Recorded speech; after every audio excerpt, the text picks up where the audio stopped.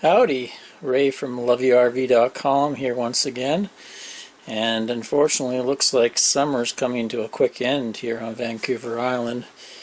Very dull, dreary weather, and it's not even the end of summer yet. We're in later stages of September, so I'm going to busy myself inside. I got a little project to do. I'm going to install this RV pump converter winterizing kit, and a lot of rigs come with a winterizing kit already pre-installed, but my Cougar didn't have one. Let's go down to the water pump here. It just unscrews from the wall this access panel, and I have a flow jet in the corner here.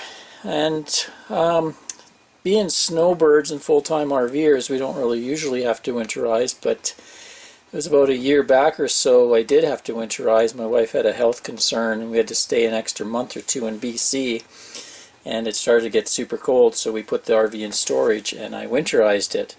And when I went to look for a place to put the antifreeze in, I didn't have a kit installed, so I did the quick and dirty method and dumped about 8 gallons of antifreeze into the fresh water tank and winterized it that way.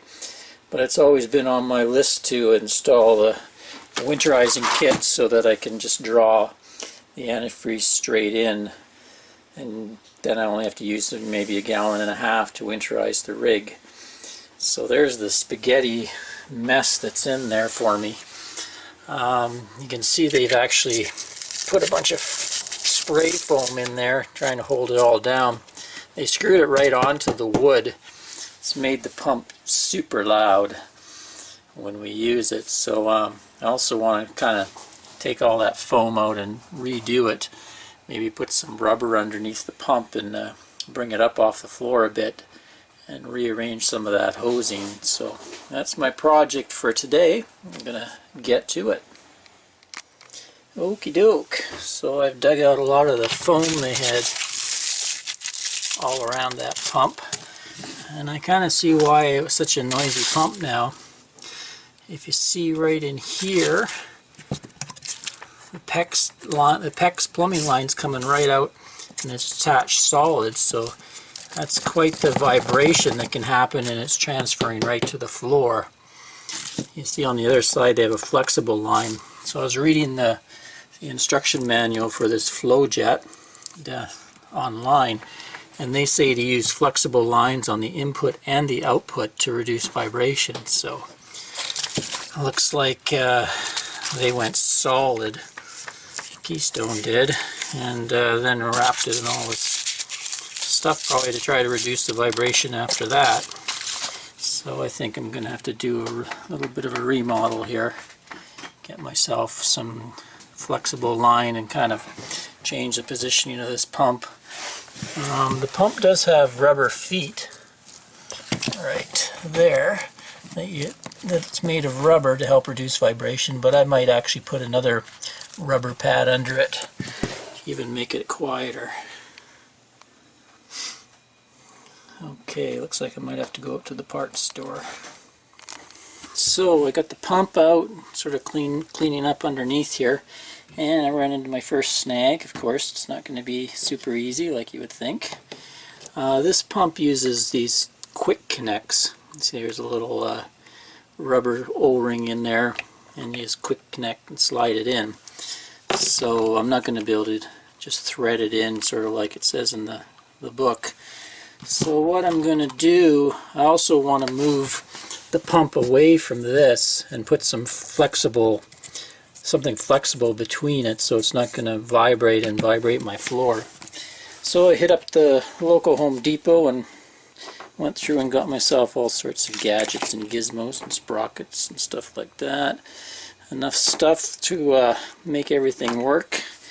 Never can find exactly the right stuff, so I have a couple to go from female to male and male to female, all sorts of stuff like that. But I think I got enough to put that pump in a better location, and so I'll have flexible tubing, and I can install my nice brass winterizing tee that I got. So I had to buy a few extra plastic pieces to make that possible, but I already had bought it, and it's going to work fine. It's got the little cap on it. It's also got the little bright coupler to hook up to the tube and everything. So yeah, I'll clean that area up a bit more and get to work putting all this stuff together. Everything should just thread together, and I'll use some of the Teflon tape to make the seal a little better. Okay, so I think that looks a little better. You can see down here, this is going into the rig's plumbing, so out of the water pump. And this blue flexible hose is like a hose used for irrigation. Nice and flexible. And so I needed a coupler right there.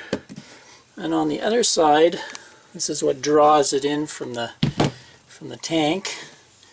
And what I've done is I've inserted my Camco T in there for winterizing, and I couldn't get the right coupler to go with the proper male to connect, so this is a in-between coupler here. I had to buy 2 of those to make it work. And then I bought a chunk of extra hose so I could splice into it. So that should work out nice. And to make it a little quieter, what I'm going to do is I'm going to put this chunk of rubber. It's cut out of one of those rubber mats you buy for your garage or whatever, underneath, and then I'll screw it into the floor. It already has its rubber feet, but that'll give it a little more. I can tell already it's way quieter. Okay, let's mount the water pump and then we can give her a test. There we go. So now you see it can have some movement, but it's not rubbing anywhere, so it's not going to cause that horrible vibration. I'll give her a shot.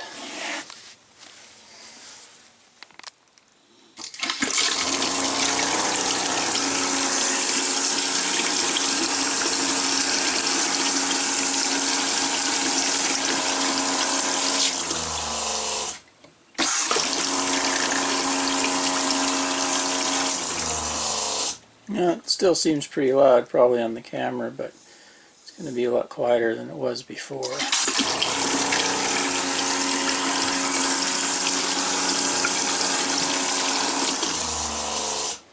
Okay, now I'll try sucking some water out of a jug, see if my winterizing kit works. Okay, there we go.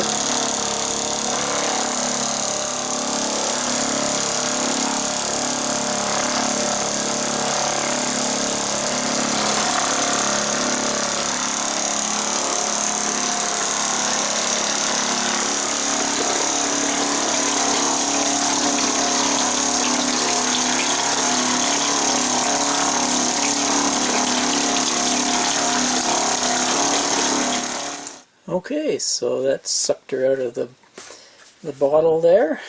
It took a little while to get this thing on. It was kind of all spooled, so it kept coming back up and drawing air, but once I figured it out, it drew the liquid out of that no problem. So that's going to be nice and handy for if I have to winterize. I won't have to buy so much antifreeze. Cool. Well, while I'm at it, I think I'm going to change the cover. This is the cover they had on there, kind of a carpeted triangle affair. Kind of went like that. So I think what I'm going to do is I'm going to build more of a box there and make kind of a small little place that we could stick a coffee or a drink or something. Because we like to turn the chair around like that, look out the back window and stuff, so I think that's what I'm going to do.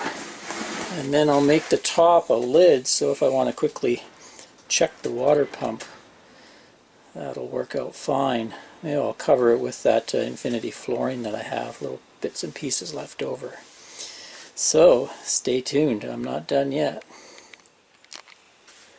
So today I'm working on my box here. Just picked up some 1/4-inch plywood, some 1x2s, so I'm designing a little box, and I'm going to cover it in my luxury vinyl that I used on the day bed and slide.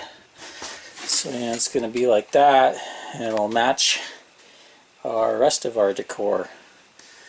It'll look pretty sweet. And then I'm going to put a lid on it, and the lid's going to have a couple clasps holding it down, so I'll have easy access to my water pump area.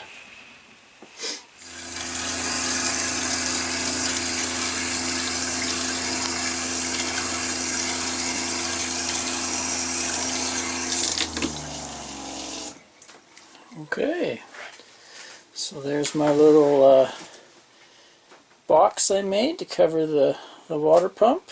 So I used the same fabric, the same Infinity luxury vinyl as we did on the daybed there. So it all matches nice. And I decided, rather than a hinged lid, I'd put a couple catches in there. So I put in these type of ball bearing catches. Let's see there on the lid. Now I can easily get at all my water pump and my new winterizing kit. So I have the FlowJet model 03526-144. It's been a good pump, lots of pressure and everything, but it is quite noisy and rattly, even with me mounting it on that rubber. And so I think I'm going to replace it in the months to come. I'm probably going to go with a SureFlow. A friend of mine really recommends a certain model of SureFlow. So with that, I'll get rid of those quick connect connections, and I'll be able to straighten up this even more. Get rid of some of the extra stuff. So yeah, I think I'll do that. But I'm going to wait till I go down to the US, because I priced it here in Canada. It was almost twice the price as what I can get it down in the US, of course. It just fits back in place.